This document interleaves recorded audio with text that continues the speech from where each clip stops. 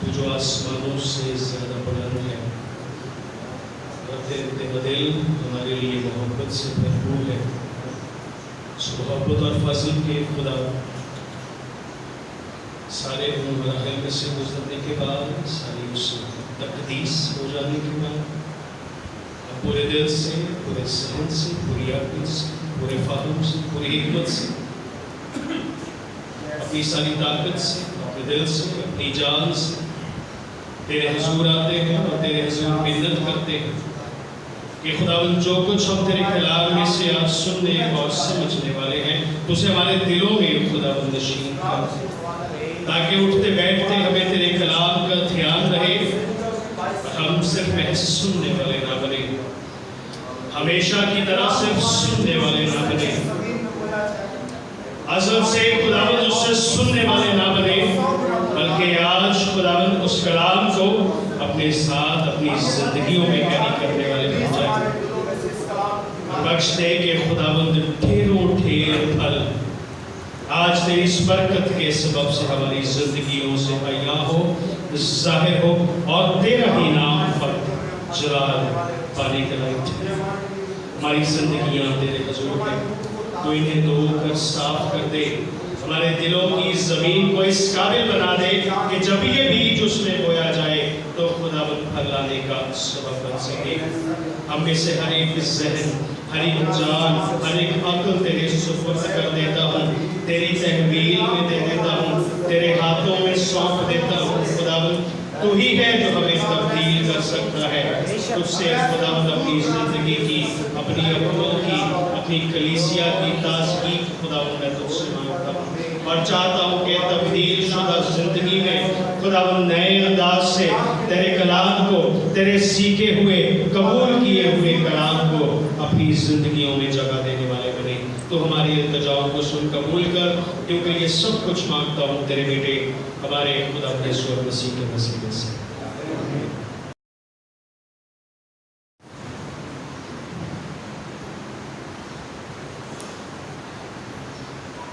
یہ حوالہ پہلے کس کس نے سنا ہوا ہے؟ ہاتھ بلند کر کے بتائیں. میجورٹی ہے جنہوں نے اس حوالے کو پہلے سنا ہے. اور کس بارے میں ہے؟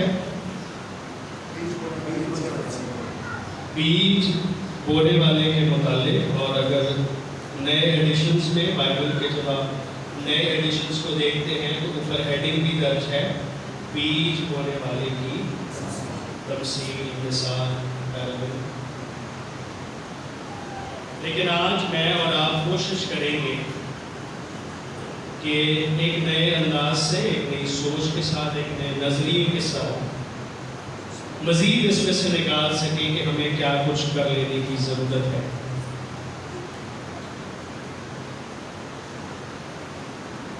خاصیت کے اعتبار سے چند ایک باتیں اگر میں کرتا چلوں تو کلام خدا میں کئی ایک مرتبہ بیج کا ذکر یا بیج بوئے جانے کے متعلق ہمیں حوالہ جات ملتے ہیں. پرانے عہد نامے میں بات کی کتاب دیکھیں، پیدائش اگر آپ دیکھیں، اور امثال کی کتاب زبور میں ہم پڑھتے ہیں، استثنا میں ہم پڑھتے ہیں. کئی ایک جگہوں پر، نئے عہد نامے میں بھی کئی ایک جگہوں پر ہمیں یہ حوالہ ملتا ہے جہاں پر بیج یا بیج بونے کے اعتبار سے کوئی بات کی گئی.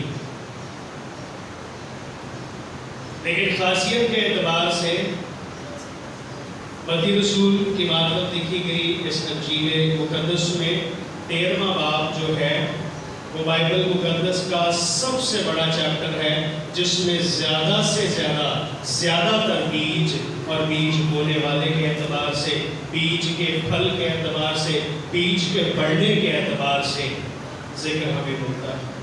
پوری بائبل میں اتنی تفصیل سے، اتنی وضاحت سے یا اتنی زیادہ بات چیت بیج کے متعلق نہیں کی گئی.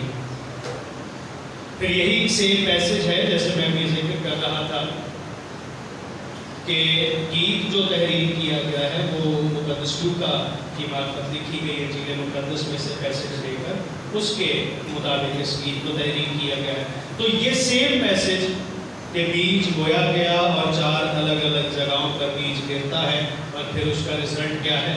یہ سیم میسج آپ کو متی رسول کی معرفت دیکھی گئی انجیل 13ویں باب میں، مقدس مرکز کی معرفت دیکھی گئی انجیل اس کے 4تھے باب میں، اور پھر مقدس لوکا کی معرفت دیکھی گئی انجیل اس کے 8ویں باب میں. سیم میسج آپ کو تینوں جگہوں پر ملے گا. چند ایک لفظوں کا فرق ہے، وہ اس لیے ہے کہ آڈینس فرق تھی اس دور میں کانٹیکسٹ فرق تھا. جب لکھا گیا تو اس وقت کے ترتیب کاری کے اعتبار سے، رہن سہن کے اعتبار سے، اس لیے لفظوں کا فرق ہے. اور 3 الگ الگ لوگوں نے تحریر کیا ہے، تو اگر لفظوں میں تھوڑا بہت چینج ہے تو ہمیں اس بات پر اتنا زیادہ فوکس ہونے کی ضرورت نہیں ہے. مین مدعا یہ ہے کہ بیج بویا گیا ہے اور 4 مختلف جگہوں پر جا کر گرا. مقدس متی رسول جب اس سارے پیرابل کو، ساری تمثیل کو لکھتا ہے تو وہ پہلی آیت سے ذکر کر دیتا ہے کہ مسیح خداوند جھیل کے کنارے جا کر بیٹھے ہیں اور انہوں نے لوگوں کی ضرورت کے مطابق آسمان کی بادشاہی کو مد نظر رکھتے ہوئے ان ساری باتوں کا، ان سارے جملوں کو انہوں نے ادا کیا. اب جب ان ساری آیات کو پڑھتے ہیں، 13ویں باب کی پہلی 8 آیات کو، تو جو درج ہے وہ بالکل ٹھیک ہے، درست ہے، لیکن میری ذاتی رائے، میری ذاتی سمجھ یہ کہتی ہے کہ در حقیقت یہ بیج بونے والے کے متعلق نہیں ہے. اصل میں یہ ان زمینوں کا ذکر ہے، ان زمینوں کی مثال ہے جہاں پر بیج جا کر کیا ہے، گرا. تو جو درج ہے نام وہ اپنی جگہ درست ہے، میں اسے نہ تو جھٹلا رہا ہوں نہ جھٹلا سکتا ہوں، لیکن ہیڈنگز جو ہیں وہ میں نے اور آپ نے، ہم جیسے انسانوں نے ہی ان کو کیا کیا ہے، ترتیب دی ہے. تو میری رائے کے مطابق یہ بیج بونے والے کی مثال نہیں بلکہ زمین کی تمثیل ہونی چاہیے تھی کہ جہاں پر بیج جا کر گرا ہے 4 الگ الگ زمینوں کا اس میں ذکر ہے. ایک خاص بات جو اسٹڈی کرتے ہوئے میں نے دیکھی اور پھر تھوڑا سا فلیش بیک گیا اپنے دور میں، جب میں نے غور کرنے کی کوشش کی تو معلوم ہوا کہ یہ بات سچ ہے. خداوند یسوع المسیح حوالہ کہاں سے شروع ہوتا ہے؟ گھر سے نکلے اور جھیل پر گئے اور وہاں پر لوگ جو ہے وہ جمع ہونے شروع ہو گئے اور بہت سی بھیڑ، بہت بڑی بھیڑ وہاں پر جمع ہو گئی. تو خداوند مسیح کشتی پر بیٹھے اور کنارے سے ذرا سا ہٹ کر وہاں پر انہوں نے بیٹھ کر یہ ساری باتیں کی. تو سائنٹیفکلی پڑھتے ہوئے، تحقیق کرتے ہوئے، ریسرچ کرتے ہوئے یہ بات سامنے آئی کہ جھیل کا پانی، جھیل کا ایٹماسفیئر ایک ایسی جگہ ہے جہاں پر آپ جب کنارے سے ہٹ کر ذرا سے پانی میں جب آپ جاتے ہیں اور وہاں جا کر آپ کوئی گفتگو کرتے ہیں تو ہماری آواز وہاں پر ایمپلیفائی ہوتی ہے. وہ پانی، وہ آس پاس کا جھیل کا ماحول اس آواز کو کیا کرتا ہے؟ ایمپلیفائی کرتا ہے، آسان زبان میں اس کو ملٹیپلائی کرتا ہے، اور خشکی پر جو لوگ موجود ہوتے ہیں انہیں ایک ایک لفظ جو ہے، ایک ایک بات، ایک ایک جملہ درست طریقے سے اور بڑے اچھی آواز، بڑی صاف ستھرے طریقے سے انہیں سنائی دیتا ہے. میں نے جب یہ بات پڑھی تو میں نے سوچنے کی کوشش کی. کئی ایک پکنکس میں میں بھی جھیل پر گیا ہوں دوستوں کے ساتھ، اپنے کولیگس کے ساتھ جب جاب کرتے تھے، تو یاد آیا کہ یہ بات کہیں نہ کہیں سچ ہے. کیونکہ جو لوگ پانی میں اس وقت موجود تھے وہ جو بات کرتے تھے وہ بڑی صاف ستھری ہم تک پہنچتی تھی. اپنے دور کی میں بات کر رہا ہوں، اپنی یاداشت کی بات کر رہا ہوں. لیکن جو خشکی پر لوگ تھے وہ چیختے چلاتے تھے اور ہم انہیں کہتے تھے رکو، جب پانی سے باہر آئیں گے پھر ہم آپ کی بات سنیں گے. آپ بھی ایک بار اس تجربے سے ہو گزر، کبھی بھی موقع ملے جھیل پر جانے کا تو ضرور اس بات کا تجربہ کیجیے گا کہ یہ بات کس حد تک درست ہے. اب بڑھتے ہیں اپنے پہلے حوالے کی طرف جس میں ذکر ہے کہ ایک بیج بونے والا ہے، ایک تصویر کشی کرنے کی ضرورت ہے۔ ایک کسان ہے، اس کے ہاتھ میں ایک بیگ ہے، اس نے شاید پہنا ہے، یا پھر اس کے ہاتھ میں ایک شاپر ہے جس کے اندر بہت سارے کیا ہیں، بیج ہیں، اور وہ یوں چلتا ہوا جا رہا ہے اپنی فیلڈ میں، اپنے کھیت میں، اور یوں مٹھی بھرتا ہے بیج کی اور یوں پھینکتا ہوا چلا جا رہا ہے۔ اور اس سین میں، اس سارے سینیریو میں 4 الگ الگ زمینوں کا ذکر ہمیں ملتا ہے۔ پہلی کون سی زمین ہے؟ بغیر دیکھے ہوئے اگر مجھے آپ بتائیں، پہلی زمین کون سی ہے؟ جی، راہ کے کنارے۔ دوسری کون سی ہے؟ پتھریلی زمین ہے، پتھر ہے اور وہاں پر مٹی جو ہے وہ تھوڑی ہے۔ تیسری کون سی ہے؟ ایسی زمین ہے جہاں پر بہت ساری، اور چوتھی کون سی ہے؟ زرخیز زمین ہے، اچھی زمین ہے جہاں پر کھاد، مٹی، پانی، ہوا کا دباؤ، تناسب، یہ ساری چیزیں وہاں پر درست ہیں۔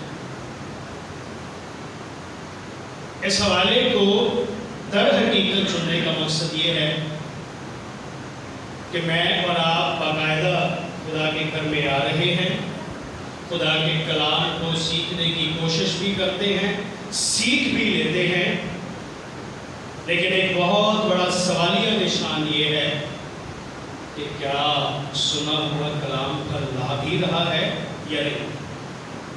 ان آیات کو پہلے بھی آپ نے کئی بار سنا ہوگا، جو کچھ شاید میں آپ کو بتانے والا ہوں یہ بھی آپ نے سینکڑوں مرتبہ سنا ہوگا، لیکن اصل بات تو یہ ہے کہ صرف سننا کافی نہیں ہے، اس پر غور کرنا زیادہ ضروری ہے۔ صرف سننے سے کام نہیں بنے گا۔ سنتے تو ہماری عمر گزر گئی، ہماری نسلیں گزر گئی ان آیات کو سنتے ہوئے، اب وہ بات ہے کہ ہم ان پر کیا کریں، عمل کریں۔ پہلی بات، پورا 13واں باب جب آپ دیکھتے ہیں، 1 یا 2 تفصیلوں کو الگ کر کے پورا 13واں باب میں نے ذکر کیا کہ بیج کے متعلق ہی بار بار خداوند یسوع المسیح طرح طرح سے سٹائل چینج کر کے، جملے چینج کر کے، تمثیلوں کو تھوڑا سا چینج کر کے خداوند بار بار بات یہی کر رہے ہیں کہ بیج بویا جاتا ہے اور اس کا پھل در حقیقت کیا ہے۔ کہانی میں ایک آدمی ہے، اس کے ہاتھ میں بیج ہیں اور وہ بیج بو رہا ہے۔ اگر آج 2023 میں، آج کی اپنی زندگی میں ہم اس تمثیل کو اپنی زندگی میں اگر ہم اپنا لیتے ہیں، مان کر چلتے ہیں، تو مجھے بتائیے کہ بیج بونے والا در حقیقت کون ہے؟ جی، بیج بونے والا کون ہے؟ خدا باپ، خدا بندوں کا خدا، وہی مالک ہے، اسی کے ہاتھ میں بیج ہے۔ اور بیج در حقیقت ہے کیا؟ خدا کا کلام۔ اور جب اسے نئے کانٹیکسٹ میں دیکھتے ہیں، نئے عہد نامے کے مطابق، تو کلام ہی ہے، یہ بیج ہی ہے جو تجسم ہو کر میرے اور آپ کے درمیان آیا، کچھ عرصہ رہا اور آج آسمان پر کیا ہے، زندہ ہے۔ خدا باپ اگر تشبیہاً ہم اس بات کو سمجھنے کی کوشش کریں اس سارے سین میں، تو خدا باپ ہے جو بیج کو لگاتا ہے، اور زمین کون ہے؟ جی، زمین آپ ہیں، زمین میں ہوں، زمین ہمارا گھر ہے، ہمارے گھرانے، ہمارے خاندان ہیں، اور کل ملا کر آج جب ہم بیٹھے ہیں تو کلیسیا ہے جو زمین کا کام کر رہی ہے۔ اب جب بیج لگایا جاتا ہے تو کلیسیا میں 4 طرح کے لوگ ہمیں ملتے ہیں۔ پہلی طرح کے لوگ کون سے ہیں؟ ایسی زمین جو کس کے مشابہ ہے، کس کی تشبیہ ہے؟ راہ کے کنارے کی طرف۔ اس قدر سخت زمین ہے کہ انہوں نے اس بیج کو ایکسپٹ ہی نہیں کیا۔ بیج ان پر گرا ضرور ہے، خدا کا کلام ان تک پہنچایا ضرور گیا ہے، لیکن دلوں کی زمین اس لائق طور سے انہوں نے سخت کر رکھی ہے کہ بیج کو انہوں نے اپنے اندر جذب ہی نہیں کیا، انہوں نے موقع ہی فراہم نہیں کیا اس بیج کو کہ کسی طرح یہ بیج ہم میں جذب ہو جائے۔ سخت اس اعتبار سے ہیں، یہ نہ ہو کہ بیج ہم میں جذب ہو جائے، خدا نہ خواستہ کہیں جڑ پکڑ گیا اور یہ بڑھ گیا تو پھر ہمیں پھل ہی لانا پڑے گا۔ ہم پھل لانے کو تھوڑی آتے ہیں خدا کے گھر میں، ہم تو ایک محض حاضری ہے جو 8 دنوں کے بعد ہم نے خدا کے حضور دینی ہے۔ کتنے سال گزر گئے آپ کی زندگی میں، کتنے سال گزر گئے میری زندگی میں، باقاعدگی سے خدا کے گھر میں گرجے بھرے پڑے ہیں۔ اب وہ دور نہیں رہا کہ خدا کے گھر خالی ہو، اب تو خدا کے گھروں میں جگہ نہیں ہے پیر رکھنے کی۔ لیکن اس سخت دلی کو کب ہم نے نرم کرنا ہے؟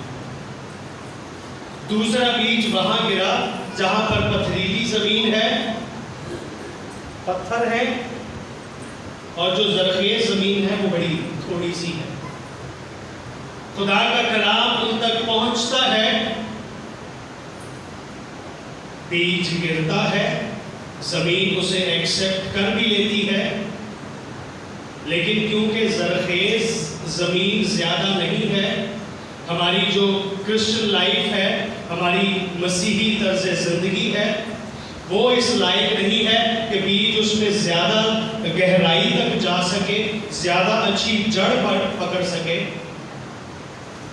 جب کلام پہنچا ہے، گہرائی تک نہیں گیا ہے، تو پتھروں کو تشبیہ یوں دیا جاتا ہے کہ جو ہی سخت حالات ہمیں آ گھیرتے ہیں، جب تنگی اور تنگ دستی، حالاتوں کا بگڑنا، جب رشتہ داریوں میں بگاڑ، دلوں میں ناچاکی، نا اتفاقی ہمیں آ کر گھیر لیتی ہے، تو کیونکہ کلام زیادہ گہرائی تک نہیں گیا تھا، اچھی جڑ نہیں پکڑا تھا، تو جو ہی سورج روشن ہوتا ہے تو وہ اس سورج کی گرمی کو تاب نہیں لا پاتے ہیں، اور ایک وقت آتا ہے کہ وہ جل کر زمین بوس ہو جاتے ہیں، کیونکہ خدا کے کلام کی تاثیر اتنی گہری نہیں ہے۔ تیسری بات، جب بیج گرتا ہے کانٹے دار جھاڑیوں میں، ایسی جگہ جہاں پر زمین تو زرخیز ہے، کلام ہم تک پہنچ بھی رہا ہے، ہم اسے ایکسیپٹ بھی کر رہے ہیں، دل میں اپنی زندگی میں جگہ بھی دے دی ہے، اس نے جڑ بھی پکڑ لی ہے، وہ اچھے طریقے سے بڑھ بھی رہا ہے، لیکن آس پاس کے ماحول نے، ہماری سوسائٹی نے، ہمارے ایٹماسفیئر نے، ہمارے آس پاس کے موسم نے اسے کیا کیا ہے؟ آگ دبایا ہے، اور ہماری بڑھوتی کو، ہماری ترقی، سرفرازی کو اس نے کیا کر دیا ہے؟ روک دیا۔ چوتھی اور آخری زمین جو کہ کیا ہے؟ زرخیز ہے، اس لائق ہے کہ جب اس میں بیج بویا جائے تو نہ پتھر اس کا کچھ بگاڑ سکتے ہیں، اور نہ ہی کانٹے دار جھاڑیاں اس کو بڑھنے سے کیا کر سکتی ہیں؟ روک سکتی ہیں۔ میں نے جمعے کے روز ایک کہاوت کہی تھی، کہا یہ جاتا ہے کہ بیج جو ہے وہ زمین کے اندر لگایا جاتا ہے، اور اس کا پھل کہاں نظر آتا ہے؟ زمین کے باہر۔ ہمارا طرز زندگی، ہماری زندگی ایک ایسا بیج ہے جس کا بیج باہر لگایا جاتا ہے، اور اس کا پھل ہمیں کہاں جا کے ملتا ہے؟ زمین کے اندر۔ اپوزٹ جاتا ہے، وائس ورسا۔ مجھے اور آپ کو آج یہ سوچنا ہے کہ اتنے عرصے سے جو بیج بویا جا رہا ہے، کہیں خدا نخواستہ پتھریلی راہ کے کنارے والی زمین تو نہیں ہے، اتنی سخت میں نے کر دی ہے کہ بظاہر تو میں خدا کے کلام کو سنتا ہوں، لیکن میرے دل پر اس کلام کی کیا ہے؟ چوٹ نہیں لگتی ہے۔ میں نے آج تک کلام کو موقع ہی نہیں دیا کہ وہ میرے اندر جا کر جڑ پکڑے، اور اپنی مرضی سے، کیونکہ وہ خدا کا کلام ہے، بیج ہے، خدا کی مرضی سے اس میں سے کیا نکلے؟ پھل نکلے۔ کئی پتھریلی زمین کی طرح تو نہیں کہ ذرا سی سختی مجھ پر آ گئی، ذرا سا مجھے کسی نے کوئی بات کر دی، اگر مجھے کسی نے ورگلانے کی کوشش کر دی تو میں فوراً اس کی باتوں میں آ گیا۔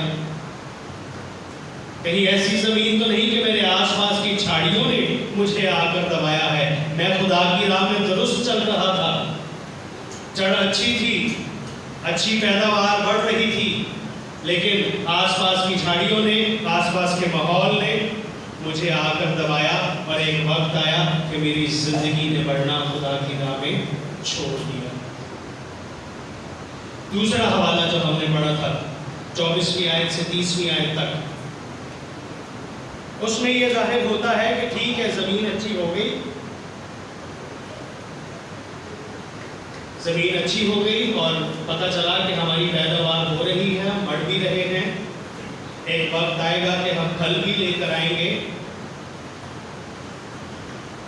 لیکن بیج بونے والے کی ایک اور بات خداوند مسیح نے یہاں پر درج کروائی ہے، لکھوائی ہے، تحریر شدہ ہے، اور وہ بات ایسی ہے کہ مالک نے بیج لگوایا، اور جب وہ بیج بڑھنا شروع ہوا تو خادمین نے دیکھا کہ ان گیہوں کے ساتھ کیا ہے؟ کڑوے دانے بھی ان کے ساتھ ساتھ اگ رہے ہیں۔ تو مالک کے پاس آ کر کہتے ہیں کہ تو کیا چاہتا ہے کہ ان کی چھانٹ کاری کی جائے، ان کڑوے دانوں کو زمین سے اکھاڑ لیا جائے، نکال لیا جائے؟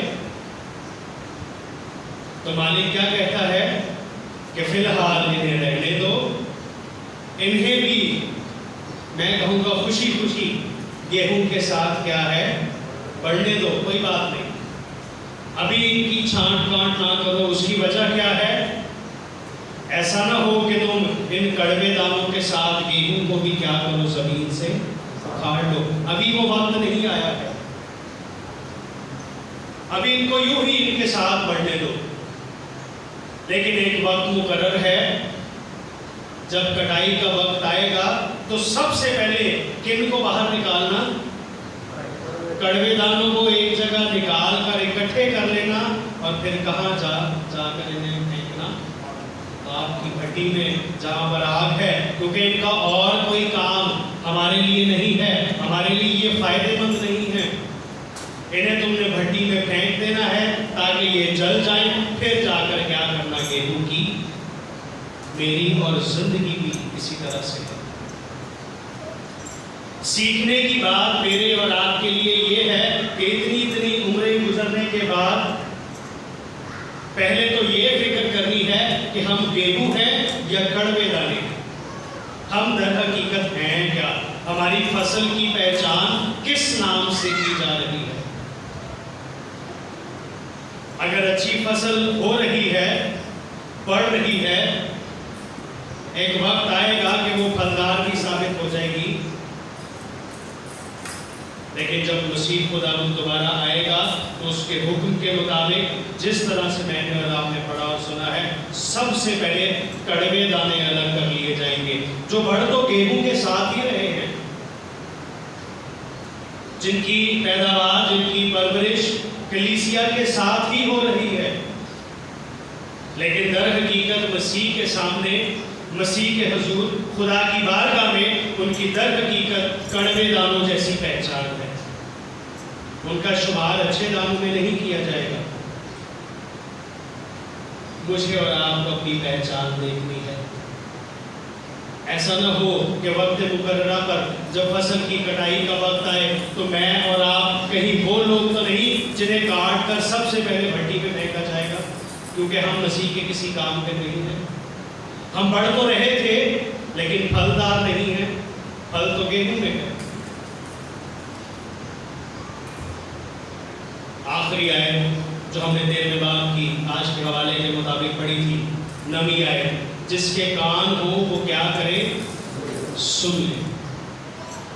عزیزوں، میرے اور آپ کے لیے آج بھی وقت ہے کہ ہم اپنے کانوں کو، اپنی سماعتوں کو اس لائق طور سے کھول لیں کہ جب جب خدا کا کلام ہم تک پہنچتا ہے اسے براہ راست یہاں سے سن کر اپنے دلوں کی تختیوں میں کیا کر لیں؟ نشین کر لیں۔ صرف محض سننے سے کام نہیں بنتا ہے، میں نے ابتدا میں ہی کہا اس میں پھل تب آئے گا جب سنے ہوئے کلام کے مطابق میں اور آپ اپنی زندگی کو گزاریں گے، جسے ہم مسیحی طرز زندگی یعنی کرسچن لائف کہتے ہیں۔ کرسچن ہونے کا در حقیقت مطلب ہی یہ ہے کہ مسیحی طرز زندگی گزارنا۔ بظاہر اونچی بلند آوازوں میں دعائیں کرنا ہے نا، بڑی خوبصورتی کے ساتھ پرستش کرنا، میں نے پچھلے جمعے کو کہا تھا ہمیں صرف اپنی اپنی جگہوں پر نہیں بیٹھے رہنا کہ ٹھیک ہے جتنے بیٹھے ہوتے ہی صحیح، ہمیں خدا کے جلال کے لیے، اس کی راہ میں اس کی گواہی کے لیے آگے ترقی کرنے کی، بڑھنے کی ضرورت ہے۔ بیج اگر بویا جا رہا ہے تو ہر اتوار بوئے جانے والے بیج کا مزہ تب ہے جب وہ اگلے 8 دنوں میں پھل کی صورت میں میری اور آپ کی زندگی سے نظر آئے۔ خداوند ہمیں ایسا کرنے کی توفیق دے۔ اپنے سروں کو جھکائیں اور خداوند کے حضور دعا کریں۔ خدائے پروردگار، ہم تیری شکر گزاری کرتے ہیں آج اس ماحول کے لیے، اس موقع کے لیے جس میں خداوند ہم نے تیرے کلام میں سے سنا کہ ہمیں اپنے دلوں کی زمین کو لائق طور سے اس قابل کرنے کی ضرورت ہے، تیرے حضور لانے کی ضرورت ہے کہ خداوند اسے تیاری بخشے تاکہ جب جب تیرے کلام کا بیج اس میں بویا جاتا ہے تو ہم خداوند خوشی سے پورے دل کے ساتھ خداوند اسے قبول کرنے والے بنے، تاکہ جب بیج بویا جائے تو بہت اچھی جڑ پکڑے، ترقی پائے، خداوند پیداوار اچھی ہو اور ہماری زندگیوں سے پھل ظاہر ہو، پھل عیاں ہو، تاکہ تیرے نام کو عزت اور جلال مل سکے۔ اس بات کی پہچان بھی تو ہمیں عنایت کر کہ ہم اچھا پھل ہیں، اچھی پیداوار ہیں، یا پھر کڑوے دانوں میں ہمارا شمار کیا جاتا ہے۔ بخش دے کہ خداوند آس پاس کی جھاڑیاں، پتھریلی زمین اور سورج کی تپش خداوند اس بیج کو ہم میں سے خداوند نہ خراب کرنے پائے، اور خداوند پرندے جس طرح رات چلے گرے ہوئے بیجوں کو اٹھا لیتے ہیں، کھا جاتے ہیں، لے جاتے ہیں، خداوند ہماری زندگیوں میں اس بات کی توفیق بخش کہ سنا ہوا کلام ہم تک ہی رہے، اسے کوئی ہم سے چرا نہ سکے، لے جا نہ سکے، بلکہ خداوند تیرا کلام ہمارے دلوں میں ہمیشہ ہمارے پاس رہے، تاکہ اٹھتے بیٹھتے اس کا دھیان، خیال، اس کی فکر ہمارے ذہنوں میں، ہماری زندگیوں میں خداوند بنی رہے۔ تو ہمیں ایسا کرنے کی توفیق دے، اس میں سب کچھ مانگتے ہیں تیرے بیٹے ہمارے خداوند یسوع مسیح کے وسیلے سے۔ ہاللیلویا، تعریف کریں گے یسوع کی۔